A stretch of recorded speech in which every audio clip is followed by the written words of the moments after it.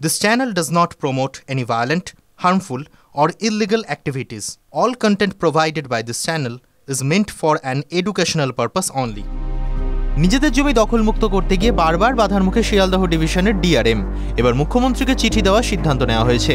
শিয়ালদহ ডিভিশনের ডিআরএম দীপক কুমার নিগম দখল হয়ে যাওয়া জমি দেখতে গিয়ে বিক্ষোভের মুখে পড়েছেন। এমনকি শিয়ালদহ ডিভিশনের কর্তারা বিশেষ ইন্সপেকশন ট্রেনে দখল হওয়া জমি দেখতে গেলে মাঝপথ থেকে তাদেরকে ফিরিয়ে দেওয়া হচ্ছে। পূর্ব রেল সূত্রে জানা যাচ্ছে, ইতিমধ্যেই বর্ধমান শাখার বিস্তীর্ণ অংশে লাইনের দুপাশে ফেন্সিং করে দেওয়া হয়েছে, মূলত ট্রেনের গতিপথ বাড়াতে। দুধার দিয়ে রেল লাইনের মধ্যে আচমকা গাড়ি ঢুকে পড়া থেকে আটকাতেই গোটা শিয়ালদা ডিভিশন জুড়ে ফেন্সিং দিতে চাইছেন রেল কর্তারা।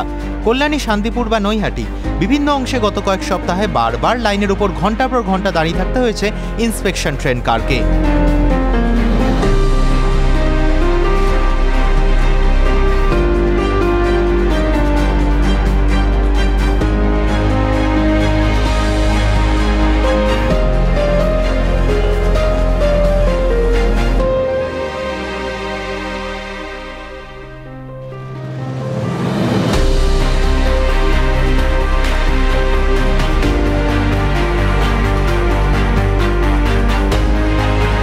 শিয়ালদহ ডিভিশনের একাধিক অংশে জমি উদ্ধার সম্ভব না হলে নতুন লাইন পাতা অথবা রেলের অন্যান্য কাজ সম্পূর্ণ স্তব্ধ হয়ে যেতে পারে।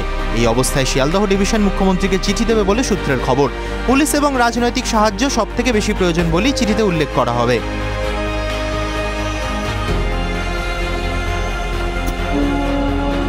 সম্প্রতি লোকসভায় রেলমন্ত্রী অশ্বিনী বৈষ্ণব রীতিমতো তথ্য দিয়ে দেখিয়েছিলেন এ রাজ্যে রেলের অগ্রগতি কেন স্তব্ধ, কোথায় কোথায় কত জমি চেয়েও মিলছে না। দখল হয়ে যাওয়া রেলের জমি উদ্ধার করতে গিয়ে মিলছে না পুলিশের সাহায্য। খবর সূত্রের শিয়ালদহ ডিভিশনের কর্তাদের কথায়, এই অবস্থা চলতে থাকলে আগামী দিনে নতুন কোনো প্রকল্প রাজ্যের ভাগ্যে জুটবে কিনা তা নিয়ে প্রশ্ন থাকছে।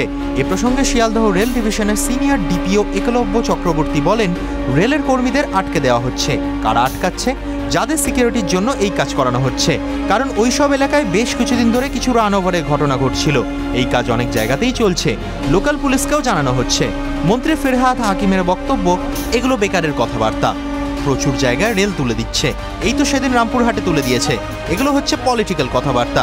গরিব মানুষকে আমরা সবসময় সহযোগিতা করি, রাতারাতি তুলে দিলে শীতের মধ্যে যাবে কোথায়?